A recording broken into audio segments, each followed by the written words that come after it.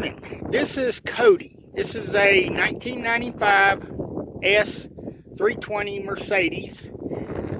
It has kind of an interesting little gadget on the trunk. I thought I would show it to you. When you push the button to open it, check it out. It has a little handle that pops out so you can lift the trunk open. How cool is that? So let me kind of get down here where you can kind of see it has a little cover plate that drops down, and then when it does, the handle just pops out. Now watch it when I close the trunk.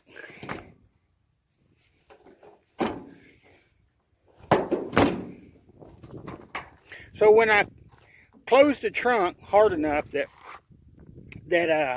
it actually latches, then the handle goes back up inside its little turtle shell hole there, and then the cover plate goes up and closes it in place. Kind of interesting. I thought that was kind of cool.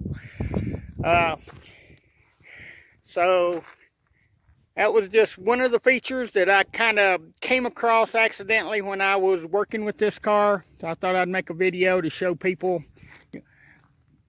how this thing actually works. So I'm going to push the button one more time for you. And it pops right out.